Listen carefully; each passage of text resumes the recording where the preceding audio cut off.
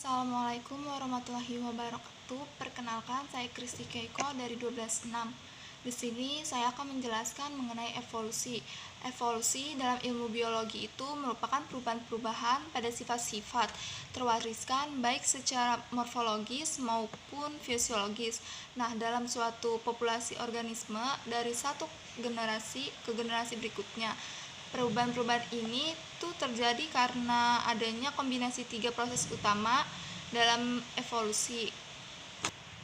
Yang pertama itu ada variasi, reproduksi, dan seleksi. Sifat terwariskan yang menjadi dasar terjadinya evolusi ini tuh dibawa oleh gen yang diwariskan kepada keturunan suatu makhluk hidup yang kemudian akan bervariasi dalam suatu populasi.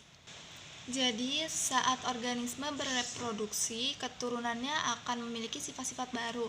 Nah, sifat-sifat baru ini diperoleh karena terjadinya perubahan gen akibat mutasi maupun transfer gen antar populasi dan antar spesies. Selanjutnya, ada dua mekanisme utama yang mendorong terjadinya evolusi. Yang pertama itu hanyutan genetik. Hanyutan genetik itu sebuah proses bebas yang menghasilkan perubahan acak pada frekuensi sifat suatu populasi. Hanyutan genetik ini juga dihasilkan oleh probabilitas adanya suatu sifat yang diwariskan saat suatu individu bertahan hidup dan bereproduksi. Yang kedua ada seleksi alam, yaitu proses yang menyebabkan sifat terwaris yang berguna dalam keberlangsungan hidup dan reproduksi organisme menjadi umum dalam suatu populasi yang bertahan.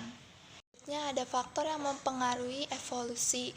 Dalam hukum Hardy-Weinberg menyatakan bahwa frekuensi alel atau gen dalam populasi dapat tetap stabil serta dapat tetap berada dalam keseimbangan dari satu generasi ke generasi berikutnya dengan syarat yang pertama jumlah populasi tersebut besar, yang kedua terjadinya perkawinan secara acak atau random, yang ketiga tidak terjadi mutasi maju atau balik, yang keempat tidak ada seleksi, dan yang kelima tidak ada migrasi.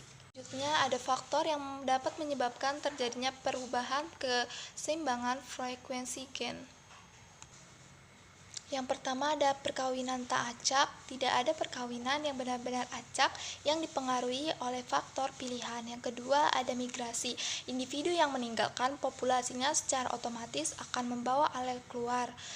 Sementara individu yang masuk ke sebuah populasi akan membawa alel ini ke populasi tersebut.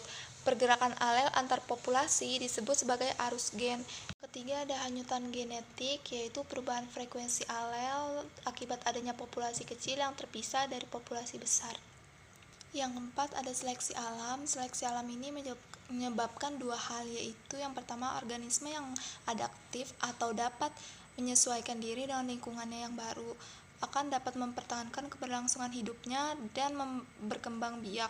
Yang kedua ada organisme yang tidak adaptif atau tidak dapat menyesuaikan diri dengan lingkungan barunya akan mati atau pindah ke daerah lain yang tidak mengalami perubahan lingkungan. Kelima ada mutasi. Mutasi gen merupakan perubahan struktur kimiawi dari gen yang terjadi tanpa atau karena pengaruh faktor luar.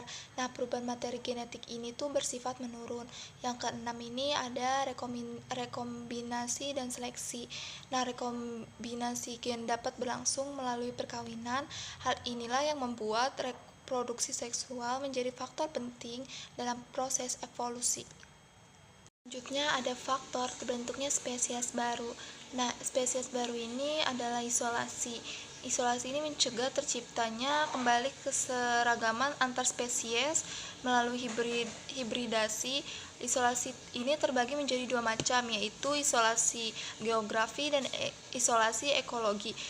Isolasi geografi ini merupakan isolasi yang terjadi karena kondisi atau keadaan alam. Isolasi ini terjadi saat organisme dari suatu spesies melakukan perpindahan dari lingkungan lamanya ke lingkungan yang baru yang berbeda dan dipisahkan oleh gunung, laut, atau gurun.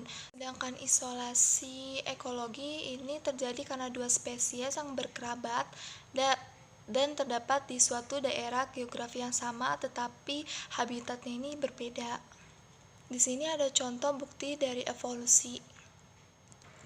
Di sini terdapat gambar kuda. Nah, kuda ini merupakan salah satu hewan yang memiliki fosil terlengkap daripada hewan lainnya yang pernah ditemukan. Salah satu cara mengetahui dan mempelajari kehidupan masa lampau adalah dengan membandingkan fosil dengan kerangka dari kehidupan.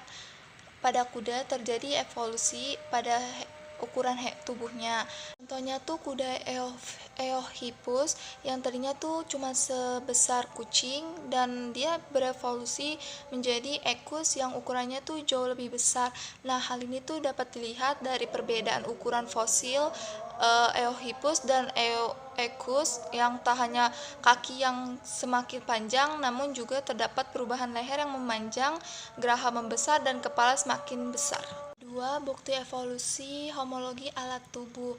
Nah, di gambar ini tuh ada tangan manusia, kaki kucing, sirip paus, dan juga sayap kelelawar. Nah, keempat gambar ini tuh punya struktur yang sama, namun fungsinya ini berbeda. Kenapa? Karena fungsinya ini tangan manusia untuk menggenggam, sedangkan kucing untuk berjalan, sirip paus untuk berenang, yang terakhir ini ada sayap kelelawar untuk terbang. Sekian materi dari saya. Bila ada kekurangan mohon maaf. Wassalamualaikum warahmatullahi wabarakatuh.